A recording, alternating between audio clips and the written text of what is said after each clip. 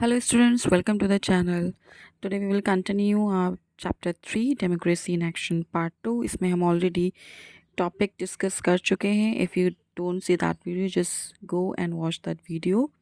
Now in this video we discuss the remaining topics that we decided to discuss in the part 2. So these are the topics we already covered and rest of the things these are remaining to discuss. So let's start with the first topic, election campaign. इसमें क्या होता है, जो उनका candidate है political party का, उसको ज़्यादा से ज़्यादा वोट्स चाहिए.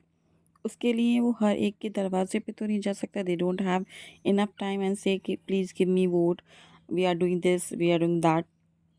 सो इसको अवॉइड करने के लिए वो बहुत सारे मेथड यूज़ करते हैं. जैसे पब्लिक मीटिंग्स करते हैं, जगह जगह वॉल पोस्टर्स लगाते हैं, रोड साइड होर्डिंग्स करते हैं, बैनर्स लगवाते हैं, हैंड बिल्स देते हैं एंड चौपाल मीटिंग करते हैं. इससे क्या होता है, वो ज़्यादा से ज़्यादा लोगों से मिल पाते हैं और जो उन्हें अब कहना होता है अपनी बात, जो अपने प्रोमिसेस करने होते हैं, वो पब्लिक तक पहुंचा सकते हैं और बहुत ही कम टाइम में ये उनका कैंपेन हो जाता है.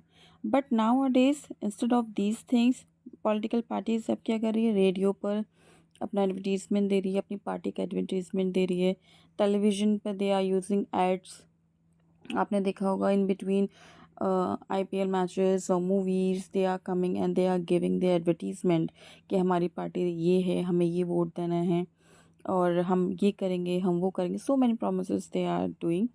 And SMS also, you are receiving SMS from so many parties कि हम लोग इलेक्शन में खड़े हो रहे हैं, ये हमारे कैंडिडेट हैं आपके रीजन से, please give them vote. So इस तरीके से वो इलेक्शन कैंपेन करते हैं just to gain more and more votes from the public. और next, election manifesto. Election manifesto एक डॉक्यूमेंट होता है. उस डॉक्यूमेंट में इशू करती है जो पार्टी होती है अपने जनरल इलेक्शन से पहले, उसमें कुछ इशू करती है. क्या इशू करती है, उसमें लिस्ट होती है जो उनकी पॉलिसीज़ और प्रोग्राम्स वो फ्यूचर में करने वाले हैं पब्लिक के लिए, जिसकी वजह से उनको वोट मिल रहा है. सो पब्लिक और वोटर्स डिसाइडेड करती है किसकी सबसे ज़्यादा अच्छी पॉलिसी है, किसके अच्छे प्रोग्राम्स हैं, कौन हमारे वेलफेयर के लिए लुकआउट करेगा. सो ये आप एक देख रहे हो बीजेपी संकल्प पत्र. इसमें क्या है, इसमें सारे प्रोमिसेस हैं एग्रीकल्चर सेक्टर को लेके कि अगर फार्मर्स हमें वोट देंगे तो हम उनके एग्रीकल्चर के लिए ये प्रोमिसेस पूरे करेंगे. सो ये डॉक्यूमेंट को ही इलेक्शन मैनिफेस्टो कहा जाता है. Moving to political parties. Political parties को कहा जाता है voluntary association. Why voluntary, why association? So voluntary मतलब इंडिविजुअल्स के ऊपर है कि उनको ज्वाइन करना है या उनको ज्वाइन नहीं करना political party. No one can force them. Association means that एक ग्रुप है जिसका सिमिलर व्यूज़ है एक इशू को लेके, सो एसोसिएशन बन जाती है. सो वॉलंटरी एसोसिएशन पॉलिटिकल पार्टी हो सकती है, बट हर एक को आज़ादी है कि वो कौन सी पार्टी चूज़ करे, कौन सी पार्टी नहीं चूज़ करे. No one can force them. अब ये क्वेश्चन आता है कि कौन सी पार्टी चूज़ करनी है. सो हर एक पर्सन का व्यू होता है about social, economic and political issues को लेके. जिस पर्सन को वो सपोर्ट करना चाहते हैं, ज्वाइन करना चाहते हैं, यू विल चेक कि आपके व्यूज़ उस पार्टी से मिलते हैं या नहीं. ओके. एंड हर कोई वॉलंटरी एसोसिएशन पॉलिटिकल पार्टीज़ नहीं होती है. पॉलिटिकल पार्टीज़ वो होती है जिसके पास बहुत ज़्यादा पावर है, पॉलिटिकल पावर है. मीन्स कि वो कंट्री को अच्छे से गवर्न कर रहा है या नहीं. बट वो पावर उसके पास कैसे आई, through an election, through a vote. Okay. So हर कोई वॉलंटरी एसोसिएशंस पॉलिटिकल पार्टी नहीं होती है जब तक उनकी पार्टी के मेंबर्स वोट के द्वारा नहीं आए हों उस पार्टी में, या फिर उनके पास कोई प्रॉपर पॉलिटिकल पावर. ना हाउ इट फॉर्म्स. एक पॉलिटिकल पार्टीज जब तक पॉलिटिकल पार्टी नहीं है, जब तक इनके बीच में अग्रीमेंट नहीं है. व्हाट काइंड ऑफ अग्रीमेंट, कि एक पर्टिकुलर इशू को लेके सबका सेम पॉइंट ऑफ व्यू होना. सेकंड थिंग कि प्रॉपर सेट एंड रूल्स होने चाहिए पार्टी के अंदर और वो अपना अच्छा लीडर चूज़ करे with in a party. Third thing, जो कोई भी पार्टी है अगर उसको फॉर्म होना है तो उसको पहले अपने आप को रजिस्टर कराना पड़ेगा इलेक्शन कमीशन के through. And fourth thing is that जो भी पॉलिटिकल पार्टी बनेगी उसका यही मोटिव होना चाहिए that he should put national interest. अपने देश के लिए वो सेवा करेंगे, अपने देश के लिए हर चीज़ चूज़ करेंगे, ये उनका मोटिव होना चाहिए. So after political parties form होने के बाद उनके कुछ फंक्शंस होते हैं, जैसे कंटेस्ट सिलेक्शन। उनको इलेक्शन लड़ना ही लड़ना है, उनको पब्लिक के सामने आना है, वोट की अपील करनी है और अपने कैंडिडेट को सिलेक्ट करना है एक कॉन्स्टिट्यूंसी से। और कैंडिडेट ऐसा सिलेक्ट करना है जिसके चांसेस विनिंग के ज़्यादा हों। इलेक्शन कैंपेन्स करना है, बैनर्स, पोस्टर्स, हैंडबिल्स ये सब डिस्ट्रीब्यूट करना है ताकि ज़्यादा से ज़्यादा प्रचार हो सके, ज़्यादा से ज़्यादा पब्लिक जान सके कौन सी पॉलिटिकल पार्टी है, किस कैंडिडेट के साथ है। पब्लिक का जो ओपिनियन होता है उसको सुनना और जो हर एक इशू को, हर एक प्रॉब्लम को पब्लिक के सामने रखना, कैसे वो आप सॉल्व करोगे, पब्लिक को कन्विंस करना, पब्लिक मीटिंग के थ्रू, डेमोन्स्ट्रेशन के थ्रू, प्रेस के थ्रू। और जो भी पब्लिक का ओपिनियन है उस पे अपना रिएक्शन देना कि अगर ये प्रॉब्लम है तो वो सॉल्व होगी तो कैसे होगी, तो रिएक्शन देना अपना। इलेक्शन जीत जाने के बाद अपनी खुद की गवर्नमेंट बनाना and function as a opposition. So these are the functions of political parties. Then after we have a topic role of the opposition parties. जो parties election में नहीं जीत पाई उनका क्या रोल है, let's see. अपोजिशन पार्टीज़ इतनी important है जितने कि विनिंग पार्टी। एक एग्जांपल के थ्रू समझते हैं। जब तक आपके टीचर को आप नहीं बताओगे कि क्लास में क्या चल रहा है, कौन मिसबिहेव कर रहा है, कौन रूल्स एंड रेगुलेशन फॉलो नहीं कर रहा है, टीचर्स को नहीं पता होगा। कुछ चीज़ें पता होती हैं, कुछ चीज़ें नहीं पता होती हैं। तो जब तक वो आपकी प्रॉब्लम सॉल्व नहीं करेंगी, सेम एज अपोजिशन पार्टीज़, जब तक वो विनिंग पार्टी के फ्लॉज नहीं बताएगी, शॉर्ट कमिंग्स नहीं बताएगी, फेलियर्स नहीं बताएगी, गवर्नमेंट को नहीं पता चलेगा कहाँ वो स्टैंड कर रही है, क्या वो छूट रहा है पब्लिक से जो पब्लिक के लिए नहीं कर पा रहे हैं।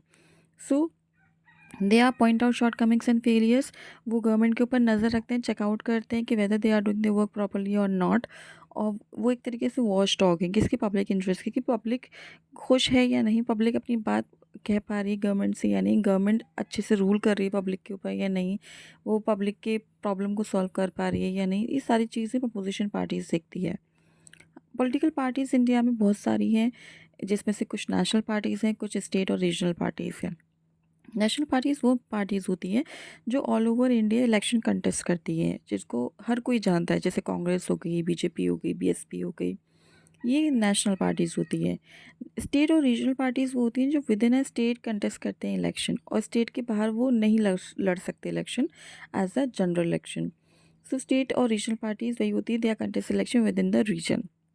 सो in the next we are talking about कि हाउ नेशनल पार्टीज़ फॉर्म, क्या क्राइटेरिया होता है इनको नेशनल पार्टीज़ बनने के लिए।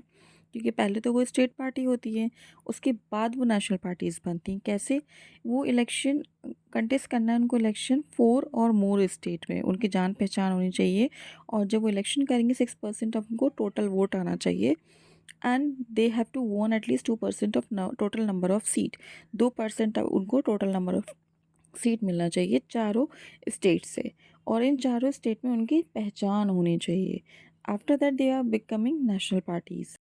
नाउ ये आप साइड में पिक्चर देख रहे हो, ये पिक्चर है सिंबल्स की। Now you have to tell me in the comment below कि ये किस पार्टी के सिंबल्स हैं। Okay, now moving to the state party. State parties बनने के लिए क्या क्राइटेरिया सेटअप किया गया है कि पहले तो इनका इन्फ्लुएंस होना चाहिए 1 और 2 स्टेट्स के अंदर।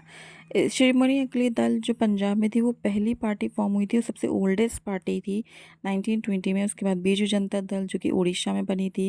द्रविड़ मुनेत्र कज़गम जो कि फाउंडेड बाय CN अनुदराय इन तमिलनाडु। असोम गण परिषद जो 1985 में स्टूडेंट्स लीडर ऑफ आसाम ने ओपन की थी या चलाई थी। तो ये स्टेट पार्टीज़ हैं, आप इनको नहीं जानते होंगे क्योंकि ये विद इन अ स्टेट रह चुकी हैं, असम में, उड़ीसा में, Tamil Nadu. Now let's see what are the criteria set up by the government to becoming a state parties.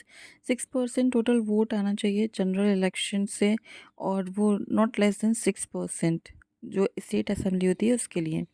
2 candidate select होना चाहिए लोकसभा में और स्टेट असेंबली में। They have to won at least 3 seat in state assembly.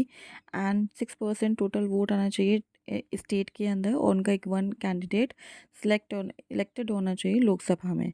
Now you have to tell me name the ruling political party in your state. जैसे political parties का name important है, इसी तरीके से पॉलिटिकल पार्टीज़ का symbols भी बहुत इंपॉर्टेंट है। जैसे कोई इलिटरेट पर्सन है तो उसको कैसे पता चलेगा उसके एरिया में कौन सी पॉलिटिकल पार्टी रूल कर रही है, तो उसके लिए सिंबल्स बनाए गए हैं। कुछ सिंबल रिजर्व्ड होते हैं जो पॉलिटिकल पार्टी यूज़ कर चुकी है अपने लिए, पहले से अलॉटेड हैं, जैसे कि हैंड है, लोटस है, हैमर है। और कुछ सिंबल्स फ्री होते हैं जो इंडिपेंडेंट पॉलिटिकल पार्टीज़ है, जो न्यू पार्टीज़ हैं, वो फ्री सिंबल से अपने आप को रजिस्टर्ड करवा सकती हैं। वो सारे सिंबल्स कहाँ मिलेंगे? वो आपको इलेक्शन कमीशन में मिलेंगे, जहाँ पे पॉलिटिकल पार्टीज़ अपने आप को रजिस्टर्ड कराती हैं, वहीं से उनको सिंबल्स प्रोवाइड किया जाता है। सो ये आप पिक्चर में देख सकते हो, ये सारे रिजर्व सिंबल है फर्स्ट लाइन में, एंड सेकंड लाइन में ये सारे अभी तक फ्री सिंबल हैं, no one can take. There are 163 free symbols are also available with the election commission. There is one more topic, that is party system, कि किस तरह की पार्टी होती है। सो एक होती है one party, two party and multi party system. So one party system में जो एक ही रूल करेगा, कोई और पार्टी वहाँ पे नहीं होगी इलेक्शन करने के लिए या कम्पीट करने के लिए। एग्जाम्पल, चाइना एंड सीरिया में वन पार्टी सिस्टम है। टू पार्टी सिस्टम जहाँ पे सिर्फ दो ही पार्टी होंगी, एक रिपब्लिकन एक डेमोक्रेटिक, जो कि यूएसए में फॉलो होती है और जमाइका में।